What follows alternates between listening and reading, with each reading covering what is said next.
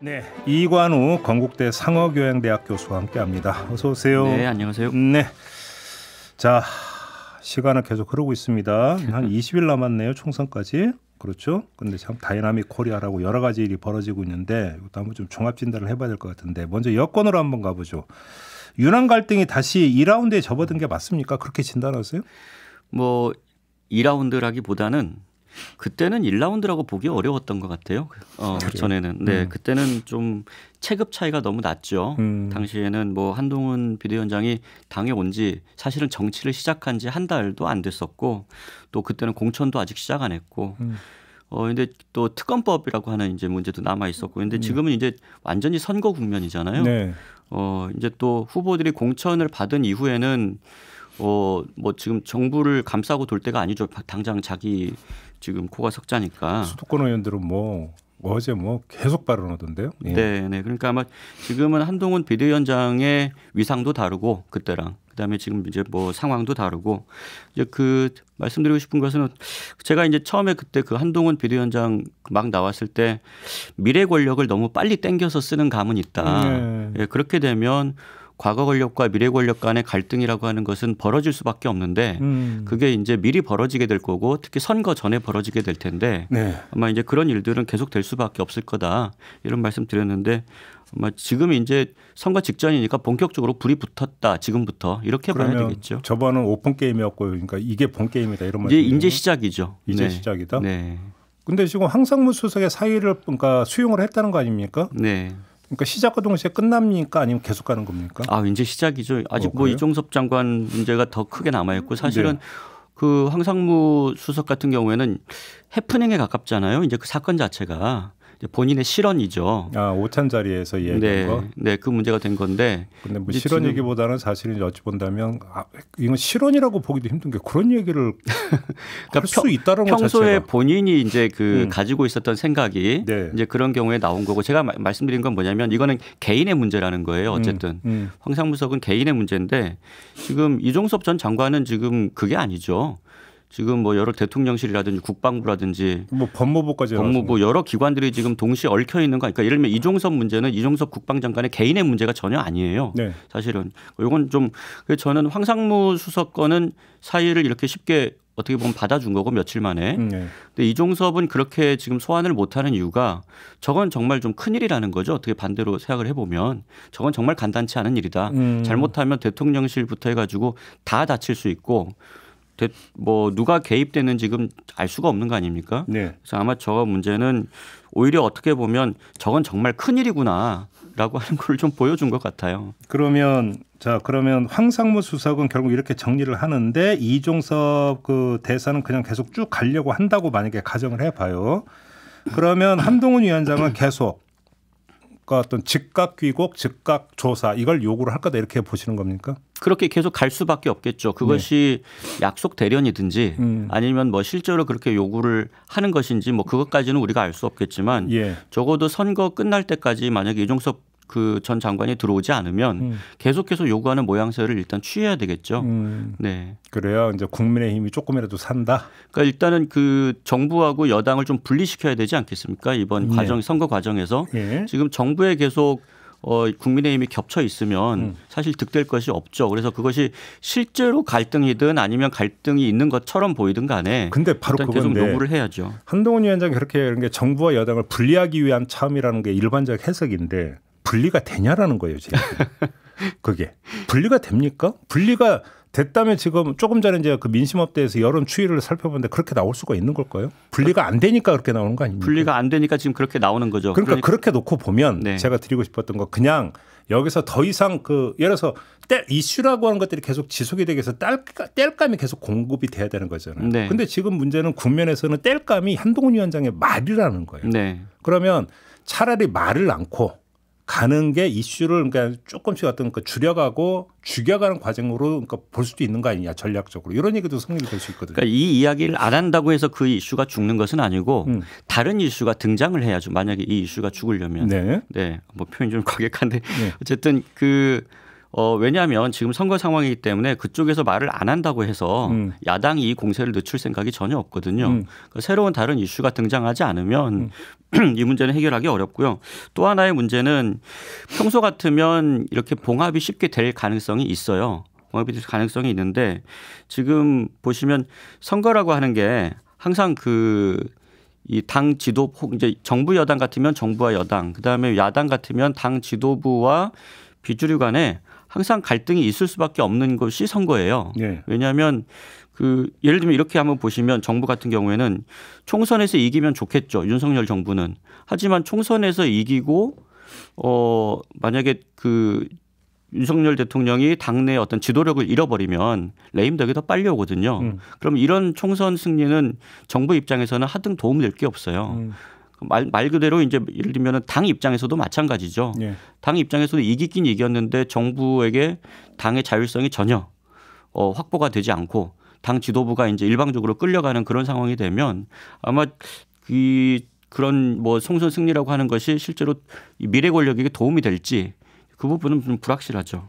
네. 그럼 아무튼 그러니까 우리 이관우 교수님의 그 진단에 따르면 유난 갈등이라고 하는 것들이 지금 전개가 되고 있다 본격적으로 네. 이런 말씀이신 것 같은데 그러면 같은 그 틀에 놓고 분석을 하는 게 지금 비례대표 후보 명단을 두고도 지금 갈등상이 빚어지고 있는데 이것도 같은 차원이다 이렇게 보시는 겁니까? 네, 저는 이 부분이 지금 현재 국민의힘에서 나타나고 있는 비례대표 잡음이 조용한 공천의 후폭풍 후과일 거라고 봐요. 왜냐하면 민주당하고 이제 이 부분에서 이제 국민의힘을 좀 다르게 봐야 되는데 민주당 공천이 굉장히 시끄러웠잖아요. 네. 사실 그 이유 중에 하나가 뭐냐면 위성정당, 비례 위성정당, 이제 비례연합정당의 민주당이 자기들이 보낼 수 있는 게 6개에서 잘해봐야 8개예요. 지금 당선권 안에서 이렇게 본다고 하면 이제 다른 몫을 줘야 되니까. 네, 그러니까 지역구에 예를 들면 소위 얘기하는 친명 후보들을 많이 보내야 되는 거예요. 네, 비례에서 충분히 저기가 없기 때문에 여력이 없기 때문에 그래서 이제 굉장히 많이 시끄러웠다고 하면 국민의힘 같은 경우에는 지금 비례대표 한 20개까지가 이제 당선 가능성이라고 보는데 굉장히 여력이 많잖아요. 그러니까 소위 얘기하는 한동훈 비대위원장이 좀 보내고 싶은 그런 후보들을 지역구에 굳이 무리해서 안 보내도 되는 거였거든요. 공기업도 있으니까. 네, 그래서 기관. 네, 그런 데도 있고 그래서 이제 공천 자체가 그렇게 크게 무리하지 않았던 건데 결과적으로 보니까 비례에 이제 상당히 많이 들어온 거죠. 그래서 이제 대통령실에서는 아니 지역구 공천은 조용히 하더니 결국은 이걸 노린 거야? 이제 이렇게 이제 되는 것 같아요. 그래서 저는 아마 이 부분에 대해서는 한동훈 위원장 같은 경우에는 아니 내가 지역구를 그렇게 조용하게 했는데 이 정도는 내가 할 수 있잖아라고 하는 입장일 거고. 어제 근데 한동훈 위원장은 사천에 대해서 아주 강하게 부인하던데요. 근데 그 워딩이 제가 보니까 네. 민주당에서 시스템 공천했다는 얘기하고 상당히 비슷하더군요. 그래요? 네. 그러면 지금 이관우 교수님의 진단에 따르면 윤한 갈등은 분명히 존재하고 있고 오히려 본격화되고 있다라는 진단이신데 그러면 총선 결과가 어떻게 되든지 간에 윤과 한의 공존은 불가능하다. 혹시 이렇게 진단하십니까? 장기적인 관점에서 보면 그건 있을 수가 없는 일입니다. 좀 더 풀어주신다면 왜요?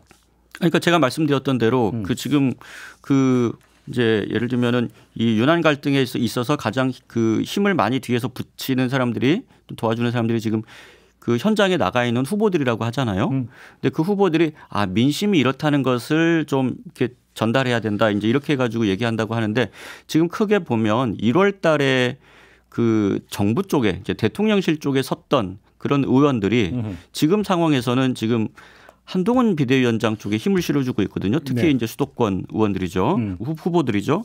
근데 이런 후보들이 지금 있다는 건 뭐냐면 소위 얘기하면 이런 거예요. 총선 끝나고 나면 의원들이 당에서 용산을 쳐다보겠냐 아니면 미래 권력을 쳐다보겠냐. 당신 하고 싶은 대로 해라. 지금 싸움을 하고 있는 거다라고 이제 밀어주는 거죠. 이렇게 하면 참 아주 재미난 가설이 성립이 되는데 두 가지의 경우를 놓고 보죠. 윤석열 대통령이 당을 장악하는 경우와 한동훈 위원장이 장악하는 경우. 첫째, 윤석열 대통령이 당을 장악하는 것은 한동훈 위원장의 기세가 빠져야만 가능한 얘기고 한동훈 위원장의 기세가 빠진다는 것은 국민의힘이 총선에서 패배한다라고 하는 것을 전제하는 거거든요. 그러면 총선 패배한 정당의 어떤 여당이 그렇게 된다면 윤석열 대통령이 설령 당의 어떤 그림력을 강화하더라도 윤석열 대통령은 바로 레임덕으로 들어갈 수 있다는 얘기가 성립이 돼요. 1번. 네.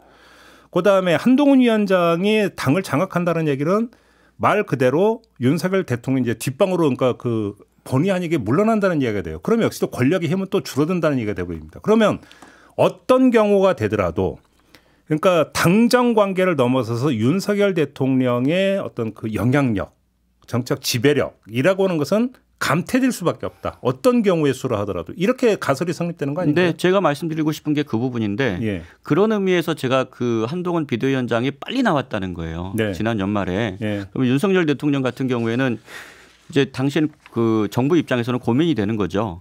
선거에서 저도 레임덕이 오는 거고. 예. 네. 이겨도 레임덕이 오는 건데 예. 이러면 그 두 가지 상황에서 어떻게 할 거냐의 고민인데 당시에 용사는 실제로 11월 12월 달에 좀 주저했거든요. 그런 부분에 있어서 분명히 대통령의 참모들은 그렇게 빨리 등장시키기는 어렵다. 그럼 도움이 안 된다라고 얘기했을 거고 네. 당에서는 한동훈 비대위원장을 강하게 요구했죠.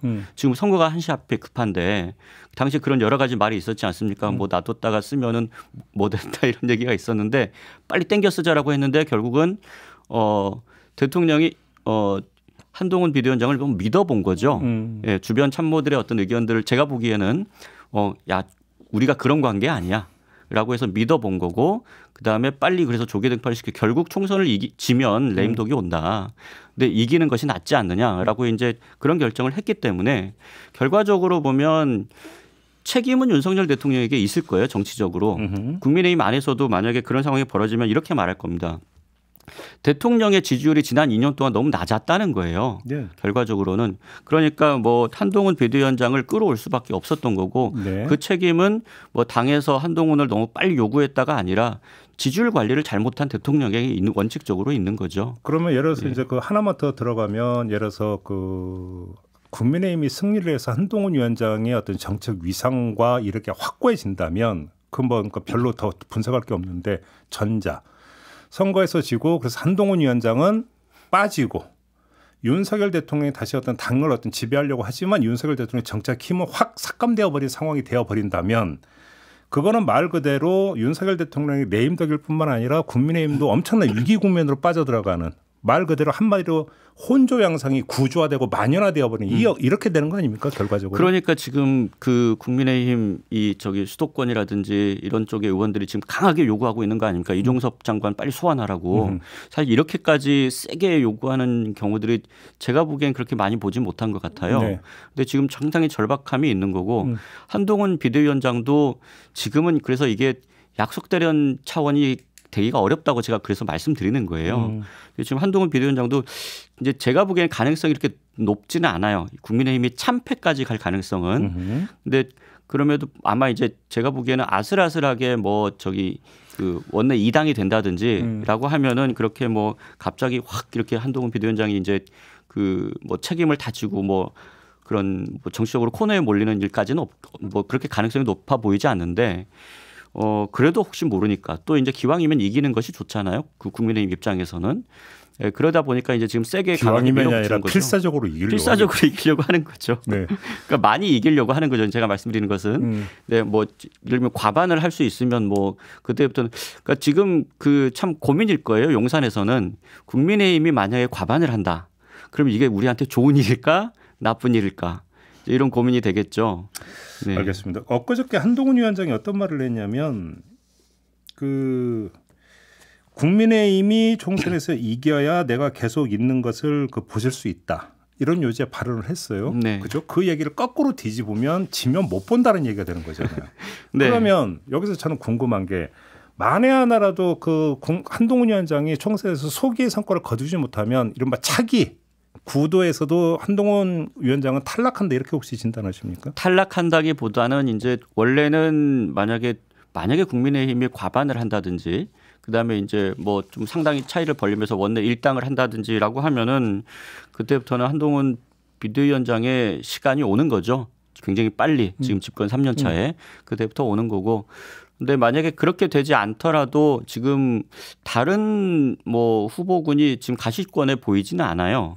뭐 전에는 뭐 이준석도 있었지만 지금 밖으로 나갔고 그렇다고 유승민 도 아직은 아닌 것 같고 지금 이제 그 네. 공동 선대위원장으로 이제 그 임명된 사람들이 차기군이라고 봐야 되는 거 아닙니까? 그렇죠. 원희룡, 나경원, 네. 안철수 뭐 이런 네. 뭐 이런 후보들이 이제 앞에 나올 가능성이 있는데 중요한 건 뭐냐면 여전히 국민의힘의 당의 주류는 TK예요. 네. 예, TK고 이제 그 제가 보기에는 그 이런 뭐 차기 뭐 후보군들도 이제 뭐 좀 거론이 되겠지만. 당 주류인 TK가 지금 몇 년째 계속해서 숨죽이고 상황을 지켜보고 있거든요. 저는 이쪽에서 이제 어떤 움직임이 좀 있을 거라고 봅니다. 만약에 한동훈 비대위원장이 그래요? 좀 그 만약에 선거에서 져서 뒤로 조금 물러나게 된다면 내세울 인물이 있나요? 그러니까 누구를 내세울 것인가를 결정하는 것이죠. 홍준표 시작입니까? 뭐 홍준표까지는 아니겠지만 그러니까 이런 상황을 우리가 예측해 볼 수 있죠. 그러니까 지금 말씀하셨던 그런 주요한 후보군들이 TK와 손을 잡으려고 할 거예요. 알겠습니다. 네.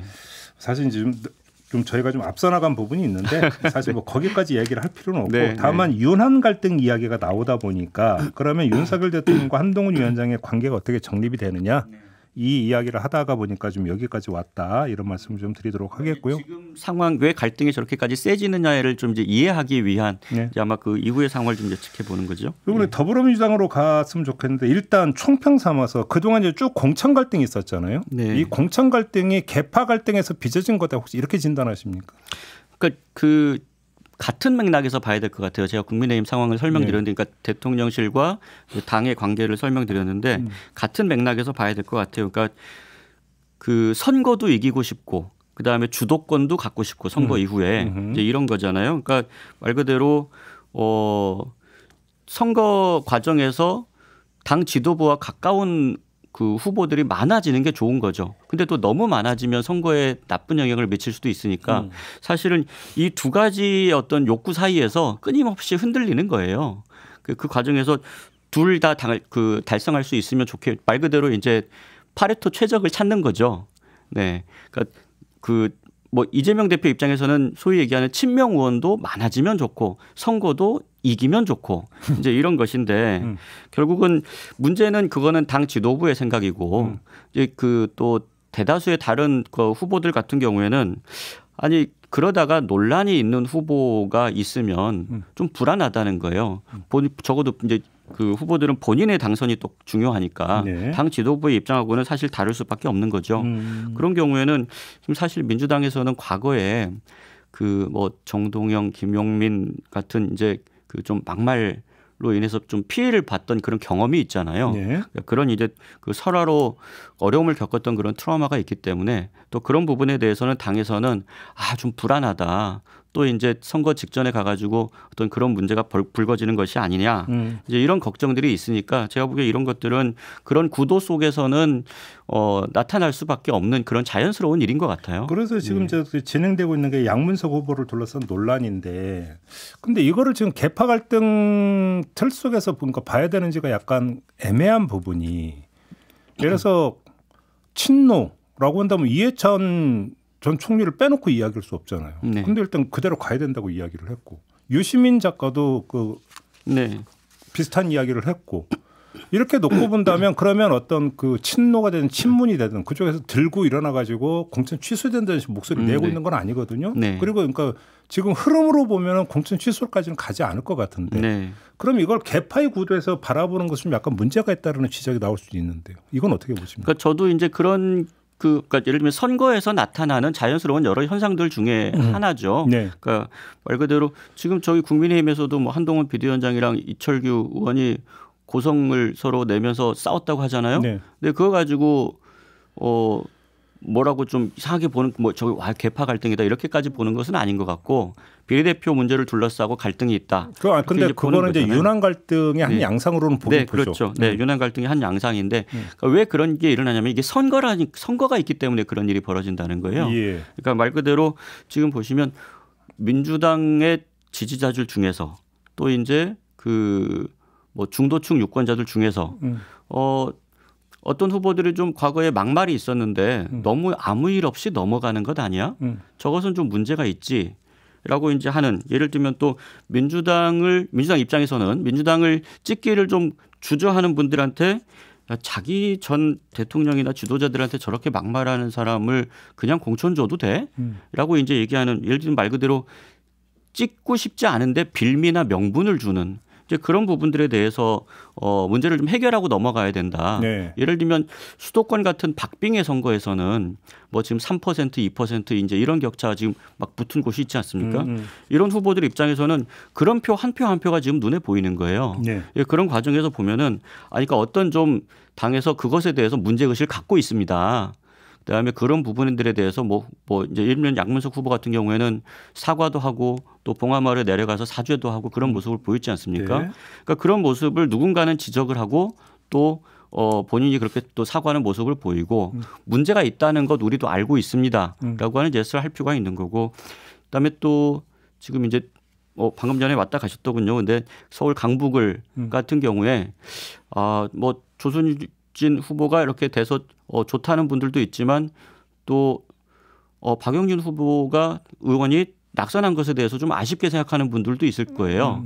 그러면 누군가는 박영준 의원이 그래도 고생했다라고 얘기해 주는 사람이 있어야지 다 조수진만 좋다, 박영진은 나빴다 이렇게 얘기하면은 그것도 사실은 표가 안 되는 거예요. 그러니까 이런 현실적인 입장이 있는 거죠. 좀 정리를 하면 그 계파 갈등이 내연돼 있기는 하지만 네. 총선 승리라고 하는 목전의 목표를 앞두고 일단은 뒤로 물리고 누르고 있다. 네. 만약에 이렇게 진단을 한다면 그러면 총선 이후에 이게 다시 터질 가능성이 있다고 보세요? 예를 들어서 8월에 이제 당대표 경선이 있잖아요. 이럴 때 터질 수 있다고 보십니까? 뭐 그런 문제는 아마 이제 지금 2년 만에 다시 전당대회를 치르는 거고 네.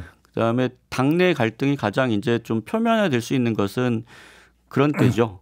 이제 뭐 당내 이제 가장 큰 선거가 있을 때니까 네. 전당대회가 있을 때고 그래서 뭐 지금 이제 최근의 상황으로 봤을 때는 뭐 이재명 대표 같은 경우에는 이전보다는 이번에 훨씬 더 선거가 끝나고 나면 소위 얘기하는 친명 의원들은 좀 많이 늘어날 것 같아요. 늘어날 것 같고 네. 그렇기 때문에 아마 당권을 다시 이제 뭐 그런 얘기들이 많이 나오고 있습니다만 이제 다시 당권을 쥐는 것이 거의 상수가 아니냐 이렇게 보는 것 같고 또 이제 다른 이제 이번 지금 선거 때는 지금 살짝 얘기가 나오다가 좀 수면 아래로 가라앉겠습니다만 이제 뭐 생각이 좀 다른 어떤 그런 분들 같은 경우에 또 이제 이번에 선거 과정에서 공천 과정에서 좀 갈등이 있었던 과정 같은 경우 그런 분들 같은 경우에는 이제 어떻게 앞으로 선거 끝나고 나서 8월 전당대회 사이에 어떤 뭐 이재명 대표하고 이제 어떤 정치적 타협을 하든지 또 아니면 뭐 갈등을 봉합하든지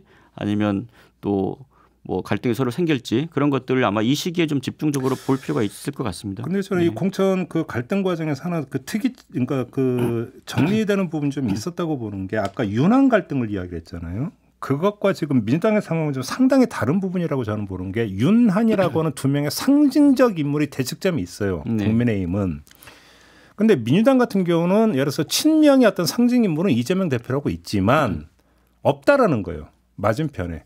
예를 들어서 언론은 홍영표 의원을 두고 뭐라고 했냐면 친문의 좌장이라고 계속 표현을 해왔어요. 그런데 그분이 지금 민주당을 탈당해서 새로운 미래로 가는 과정을 보세요. 같이 행동하는 의원이 한 명도 없어요. 네. 다시 말해서 언론이 친명의 좌장이라고 했는데 내부적으로 좌장이 아니었다는 이야기로 결국 간접 확인이 되는 부분. 다시 말해서 구심점이 없고 상징 인물이 없는 상태에서 개파 구도가 있고 개파 구도가 언제라도 다시 촉발될 수 있다라고 한 것 자체가 좀 잘못된 가설일 수도 있다라고 하는 부분에 대해서 어떻게 생각하십니까? 그러니까 지금 말씀하신 대로 이제 이재명 대표하고 이렇게 맞설 만한 그런 이제 인물이 지금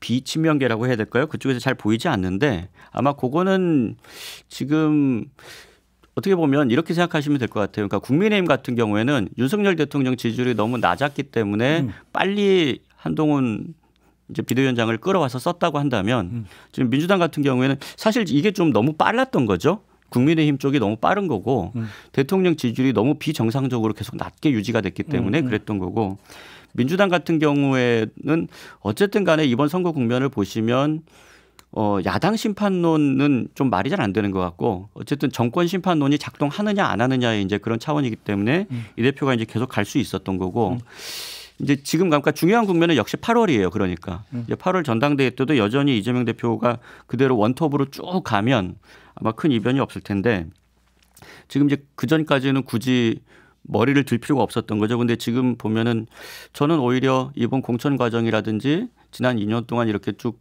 잠잠히 있었던 그런 상황을 보면 임종석 전 비서실장이라든지 그다음에 이제 김동연 그 경기도지사라든지 지금 김동연 지사는 사실상은 그 단체장 중에서는 이제 민주당에서 거의 수도권은 이제 그 호남을 제외하고는 거의 유일한 이제 그 대선 후보급이고 또 임종석 비서실장도 그 지난 2년 동안은 전 정부에 이제 여러 그 후과가 있고 또 대선에 영향이 있기 때문에 잠잠히 있었는데 이번 총선 과정에서는 이제 상당한 갈등을 빚었잖아요. 이제 아마 계속 이렇게 있지는 않겠죠. 이제 이런 아마 새로운 그런 후보군들이 4월 이후에는 좀 나서지 않을까 본격적으로. 그러니까 이제 그 공천 갈등 과정에서 임종석 전 비서실장이라든지 홍영표 의원 같은 경우는 일종의 친문의 어떤 구심 역할을 할 수 있는 것을 염두에 둬서 결국은 공천을 이렇게 끌고 가는 게 아니냐라고 하는 의심이 있었던 거고. 네. 근데 박용진 의원 같은 경우는 친문의 구심이라고 보기는 제가 볼 때는 좀 어려운 거 같고 그건 비현실적인 얘기 같고 네. 그거보다는 이제 그 전 단계 그 전 어떤 전당대회에서 대표 경선을 했던 어떤 그 당사자라는 점. 그래서 이제 3명을 주목했던 이유가 좀 거기에 있었던 것 같은데 결과적으로 놓고 보면 좀 임종석 전 시장 원내 진입이 이제 뭐 안 되는 걸로 결론 나버렸고 홍영표 의원은 물론 뭐 본선 결과를 봐야 되겠습니다만 그다음에 박용진 의원도 이렇게 되어버렸고 결국은 이렇게 놓고 본다면 선거 이후에 민주당 안에서 개파 구도가 어떤 다시 뭔가 저기 뭐냐면 폭발하면서 갈등 양상으로 갈 수 있는 이게 지금 작동이 될 수 있겠느냐? 제가 볼 때는 작동이 안 될 가능성이 더 높지 않는가라는 어떤 이 측면에서 놓고 본다면 그 분석도 가능하지 않느냐라는 거죠. 네, 뭐 지금 뭐 현실적으로 봤을 때는 뭐 이재명 대표의 이제 그가 쭉 이렇게 주도권을 갖고 나갈 가능성이 현재로서는 가장 높아 보이고요. 근데 물론 이제 선거 결과를 좀 봐야죠. 네, 선거 결과를 좀 봐야 될 것 같고 뭐 선거 결과와 사실은 관계없이 어쨌든 뭐 이재명 대표는 그 방향으로 갈 수밖에 없는 게 이제 현실적인 상황이고요. 그다음에 다른 뭐 지금 사실상 이제 이번에 원내 진출이 좌절됐습니다만 임종석 뭐 그 박용진 등등 이런 분들 좌절됐습니다만 원내 진출이 좌절됐다고 해서 또 정치적 행위를 전혀 하는 것이 의미가 없다든지 그런 것은 아니니까. 물론 그렇죠. 네, 그래서 사실은 보시면 뭐 6개월 전에 친한계는 없었어요. 네, 한동훈 비대위원장이 정치권에 들어오면서 이제 확 붙었던 거고 네. 과거를 돌아가서 보면은 윤석열 대통령도 마찬가지였죠. 네, 그래서 뭐 그 심지어 정치인이 전혀 아니었던 사람들도 일단 들어와 가지고 뭔가 대립각을 형성하니까 그 주변으로 이제 사람들이 모였던 건데 이제. 어떻게 보면은 지난 한 2년 동안은 민주당 내에서도 일단은 윤석열 정부하고 좀 싸워야 될 것 같고 그리고 이재명 대표가 저렇게 검찰한테 당하는 것이 너무나 좀 뭐 비상식적이다는 느낌을 줬기 때문에 그래서 이제 일단 이재명 지키기를 열심히 해야 된다 이런 것이 이제 아마 민주당 지지층과 또 당내에서도 뭐 주류였던 것 같아요. 뭐 한두 번 좀 잡음이 있었지만 같은데 이제 거기서 다시 2년 정도가 지났고 선거도 지났기 때문에 그럼 지금부터가 사실은 본격적인 레이스가 아닌가 그렇죠. 그런 생각이 듭니다. 뭐 이 이야기는 제가 볼 때는 선거가 끝나고 나서 네. 본격적으로 이야기할 그런 성질의 문제가 아닌가 좀 싶은 생각이 좀 드는데요. 한번 중간 정리를 하는 차원에서 네. 요 얘기를 한번 해봤다. 지금 벌어지고 있는 과정에서 그러니까 선거 과정에서 여러 가지 갈등들이 그렇죠. 지금 이 국면만 봐서는 솔직히 잘 이해가 가지 않을 수도 있는데 지금 선거 전후에 여러 상황을 보시면 아마 각자 그 현실적인 입장에서 또 어떻게 보면 또 선거 승리를 위한 잡음이기도 해요. 각 당에서는 그렇게 이제 이해를 하시면 좋을 것 같다는 생각입니다. 알겠습니다. 자, 오늘은 이 정도로 마무리하죠. 이관우 교수와 함께했고요. 저도 함께 물러가겠습니다. 고맙습니다. 네.